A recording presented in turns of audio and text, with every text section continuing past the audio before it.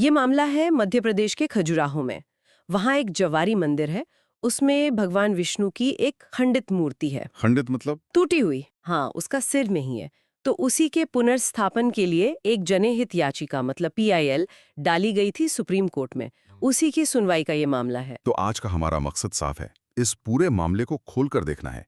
याचिका क्या थी, खजुराहो का क्या इतिहास है, उस मूर्ति का क्या इतिहास है, सुप्रीम कोर्ट ने जो फैसला दिया वो क्यों दिया, उसका आधार क्या था, और सबसे अहम, CJI ने असल में कहा क्या और उनकी बातों पर इतना हंगामा क्यों बरपा। हाँ, कोशिश करेंगे कि कानूनी पहलू और जो अलग-अलग नजरिए हैं उन्हें आसान भाषा में समझ सकें, ताकि पूरी तस्वीर साफ हो। चलिए फिर शुरू करते हैं।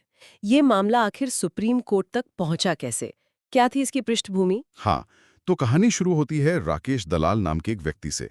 उन्होंने सुप्रीम कोर्ट में एक PIL यानी पब्लिक इंटरेस्ट लिटिगेशन दायर की, जनहित याचिका। और ये याचिका किस बारे में थी? क्या मुद्दा उठाया था उन्होंने? ये याचिका थी खजुराहो के जवारी मंदिर के अंदर भगवान विष्णु की एक बहुत पुरानी मूर्ति को लेकर। अच्छा। खास बात यह है कि ये मूर्ति खंडित है, मतलब उसका सिर गायब है। धड़ तो है, लेकिन सिर नहीं है। और ये पता नहीं कि सिर कहाँ है या कब गायब हुआ? नहीं, इसके बारे में कोई पुख्ता जानकारी नहीं है। खजुराहो का जिक्र आया है तो थोड़ा इसके महत्व पर भी बात कर लेते हैं ना। ये कोई आम जगह तो है नहीं? अरे बिल्कुल नहीं। खजुराहो मध्य प्रदेश में है, पन्ना नेशनल पार्क के पास। और ये सिर्फ भारत में ही नहीं, दुनिया भर में मशहूर है। यूनेस्को वर्ल्ड हेरिटेज साइट है। हाँ, यूनेस्को ने इसे विश्व धरोहर स्थल का दर्जा दिया है। बहुत बड़ी बात है। इन मंदिरों को चंदेला राजवंश ने बनवाया था। कब की बात है ये? ये करीब 950 ईस्वी से 1050 ईस्वी के बीच की बात है, लगभग 1000 साल पुराने। और इनकी बनावट या इतिहास के बारे में कुछ खास? ये नागर शैली में बने हैं, बलुआ पत्थर से। हाँ, वो ऊंचे शिखर और नक्काशी कमाल की है। बिल्कुल। राजा यशोवर्मन और धंगदेव का नाम खास तौर पर जुड़ा है इनके निर्माण से। करीब 200 साल तक तो ये अपनी पूरी शान में रहे। फिर क्या हुआ? फिर दिल्ली सल्तनत आई, मुगल काल आया। उस दौरान काफी नुकसान पहुंचाया गया। कई मंदिर तोड़े गए, वीरान हो गए। सदियों तक तो ये गुमनामी में ही रहे। फिर 1838 में एक ब्रिटिश सर्वेयर थे, TS बर्ड।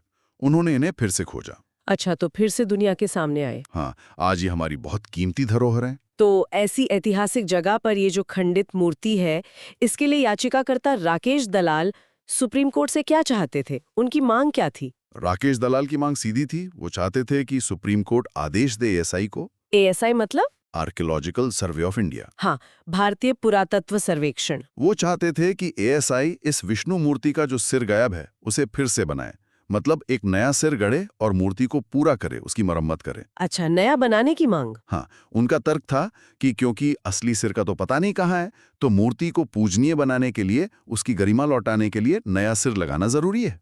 अच्छा, तो मांग पुनर्निर्माण की थी, रिकंस्ट्रक्शन की, सिर्फ मरम्मत की नहीं। बिल्कुल। अब आते हैं सुप्रीम कोर्ट की सुनवाई और फैसले पर। जब ये याचिका बेंच के सामने आई, तो कोर्ट ने क्या रुख अपनाया? इस मामले की सुनवाई की मुख्य न्यायाधीश BR गवई और न्यायमूर्ति AJ मसीही की बेंच ने। कोर्ट का फैसला एकदम साफ था, याचिका खारिज। उन्होंने मूर्ति के गायब हिस्से के पुनर्निर्माण यानी रिकंस्ट्रक्शन का कोई भी आदेश देने से साफ इनकार कर दिया। याचिका खारिज करने के पीछे कोर्ट ने क्या कानूनी तर्क दिया?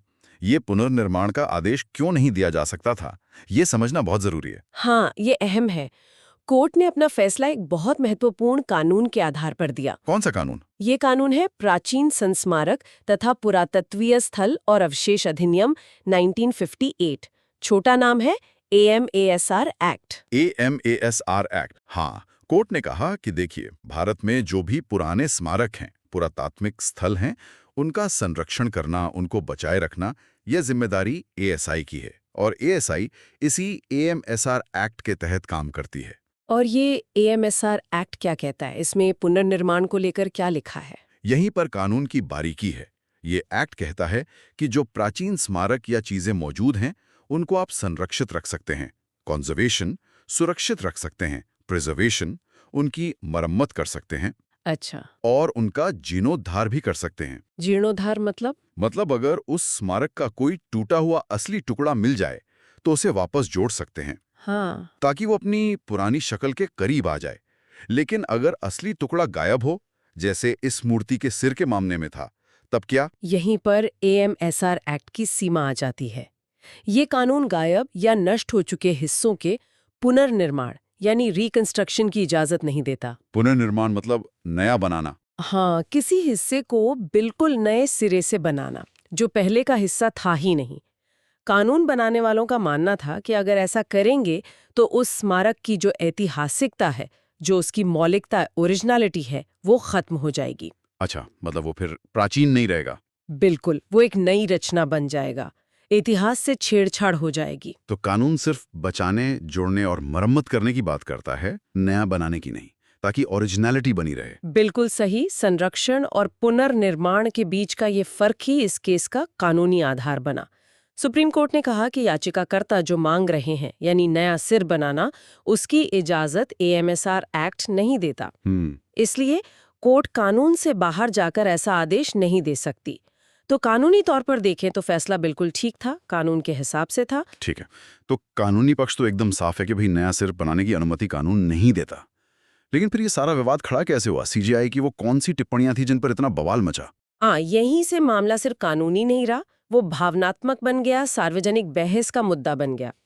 और देखिए, ये समझना बहुत जरूरी है, जैसा कि अंकित अग्रवाल के विश्लेषण में भी इशारा है कि जिन टिप्पणियों पर विवाद है ना, वो कोर्ट की सुनवाई के दौरान कही गई मौखिक बातें थीं, ओरल रिमार्क्स। अच्छा, ये तो बहुत जरूरी बात है। ये सुप्रीम कोर्ट के लिखित फैसले का हिस्सा नहीं है। नहीं, बिल्कुल नहीं। ये लिखित जजमेंट में नहीं है। तो क्या कहा गया था उस सुनवाई में? जो बातें रिपोर्ट हुई हैं वो क्या है? देखिए, कोर्ट की कार्यवाही की सीधी रिकॉर्डिंग तो पब्लिक होती नहीं, लेकिन जो रिपोर्ट्स आई हैं उनके मुताबिक सुनवाई के दौरान सीजेआई गवाही ने याचिकाकर्ता के वकील से कुछ ऐसी बातें कहीं जो चर्चा में आ गई। जैसे? एक तो उन्होंने शायद याचिका को पब्लिसिटी इंटरेस्ट लिटिगेशन कह दिया, मतलब ऐसी याचिका जो जनहित से ज्यादा पब्लिसिटी के लिए हो। और दूसरी वो देवता से पूछो वाली बात। हाँ, कथित तौर पर उन्होंने कहा go and ask the deity itself, यानी जाओ और देवता से ही पूछो। और ये भी कहा गया कि उन्होंने याचिकाकर्ता से कहा, आप कहते हैं कि आप भगवान विष्णु के कट्टर भक्त हैं, तो जाइए और उनसे प्रार्थना कीजिए। शायद उनका मतलब ये था कि भाई कोर्ट की अपनी सीमाएं हैं, आस्था के मामले में प्रार्थना ही शायद एक रास्ता हो। लेकिन लोगों ने इसका मतलब क्या निकाला? इसे किस तरह से लिया गया? यहीं पर सारी दिक्कत हुई। इन मौखिक टिप्पणियों को कई लोगों ने, खासकर सोशल मीडिया पर, ऐसे देखा कि सीजेआई याचिकाकर्ता की आस्था का मजाक उड़ा रहे हैं। अच्छा, उनकी याचिका को हल्के में ले रहे हैं और उन्हें कोर्ट से न्याय मांगने के बजाय सीधे भगवान के पास भेज रहे हैं। मतलब ऐसा लगा कि शायद कोर्ट उनकी धार्मिक भावनाओं के प्रति संवेदनशील नहीं है। और इसी व्याख्या से पूरा विवाद भड़क गया। हाँ, बिल्कुल। इसी व्याख्या ने काफी तीखी प्रतिक्रियाएं दी। विवाद का मुख्य कारण यही बना कि इन टिप्पणियों को हिंदू आस्था और भक्तों के प्रति एक तरह से अनादर या तिरस्कार के रूप में देखा गया। तो जो लोग आलोचना कर रहे हैं उनका मेन पॉइंट क्या है? क्या वो कोर्ट के फैसले से ऐसा मत है या सिर्फ टिप्पणियों से? देखिए, ज्यादातर आलोचना कोर्ट के अंतिम फैसले को लेकर उतनी नहीं है, क्योंकि कानूनी आधार, वो एएमआरएस एक्ट, वो तो काफी स्पष्ट है। हाँ, वो तो समझ आ गया। आलोचकों का मुख्य बिंदु ये है कि ठीक है, कानून इजाजत नहीं देता, याचिका खारिज होनी ही थी, लेकिन न्यायपालिका के इतने बड़े पद पर बैठे व्यक्ति को सुनवाई के दौरान ऐसी मौखिक टिप्पणियां करने से शायद बचना चाहिए था। क्यों? उनका मानना है कि ऐसी बातें असंवेदनशील लग सकती हैं, भक्तों की भावनाओं को चोट पहुंचा सकती हैं, खासकर जब मामला सीधे सीधे आस्था से जुड़ा हो। ये एक तरह से कानून की जो सख्ती है और जो मानवीय भावनाएं हैं, उनके बीच संतुलन का सवाल भी उठाता है। लेकिन आपने कहा कि ये मौखिक टिप्पणियां थीं, लिखित फैसले का हिस्सा नहीं। तो क्या इनका वाकई कोई वजन होता है? कानूनी तौर पर क्या फर्क पड़ता है? कानूनी तौर पर तो देखिए, मौखिक टिप्पणियों का कोई बाध्यकारी असर नहीं होता। फैसला वही माना जाता है जो लिखा हुआ आता है। ठीक है। लेकिन सार्वजनिक जीवन पर, पब्लिक डिस्कोर्स पर इनका असर बहुत गहरा और दूर तक जा सकता है। ये सिर्फ कही सुनी बातें नहीं रह जाती। अच्छा, कैसे? याद कीजिए, कुछ साल पहले सुप्रीम कोर्ट ने ही सीबीआई के लिए कहा था, पिंजरे में बंद तोता। हाँ, याद है। वो भी एक मौखिक टिप्पणी ही थी। लेकिन आज तक वो जुमला इस्तेमाल होता है मीडिया में, बहसों में, और वो सीबीआई की छवि के साथ कहीं ना कहीं जुड़ गया है। सही बात है। इसी तरह कोर्टरूम में कही गई बातें भले ही ऑर्डर का हिस्सा ना हो, वो लोगों की राय बनाती हैं, न्यायपालिका की छवि बनाती हैं और कभी कभी तो लंबे समय तक विवादों को हवा देती रहती हैं। तो इस मामले में भी ऐसा ही हुआ? क्या कुछ ठोस प्रतिक्रियाएं आई सामने? बिल्कुल। एक वकील हैं विनीत जिंदल, उन्होंने तो सीजेआई को बाकायदा चिट्ठी लिखी, अनुरोध किया कि वो अपनी टिप्पणियां वापस ले लें क्योंकि उनसे हिंदू समुदाय की भावनाएं आहत हुई हैं।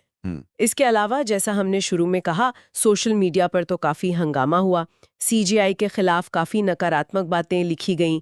लोगों ने खुलकर अपनी नाराजगी जताई। क्या सीजेआई के बचाव में या उनकी टिप्पणियों को सही ठहराने वाला कोई पक्ष भी सामने आया? हाँ, ऐसा भी नहीं है कि सब आलोचना ही कर रहे थे। कुछ लोगों का, कुछ कानूनी जानकारों का मानना है कि भाई कोर्ट का फैसला तो कानून के दायरे में था, बिल्कुल सही था। और टिप्पणियों के बारे में? उनका ये भी कहना है कि मौखिक टिप्पणियों को सुनवाई के पूरे कॉन्टेक्स्ट में देखना चाहिए। हो सकता है वो किसी खास फ्लो में कह दी गई हो या याचिका की प्रकृति पर एक फौरी टिप्पणी हो। उनका इरादा शायद आस्था पर हमला करना नहीं था। तो यहाँ भी हमें दो अलग-अलग दृष्टिकोण दिख रहे हैं। अब अगर हम कानूनी और संवैधानिक पहलू पर एक बार फिर नजर डालें, तो AMRSR एक्ट के अलावा और कौन से बिंदु यहाँ जरूरी हैं? देखिए, AMRS एक्ट 1958 तो इस मामले की धुरी है ही।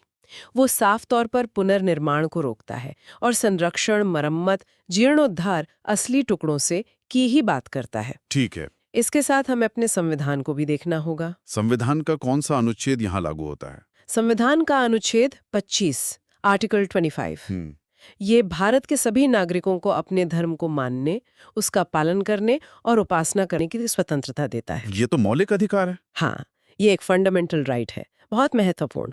लेकिन ये अधिकार असीमित नहीं है। मतलब?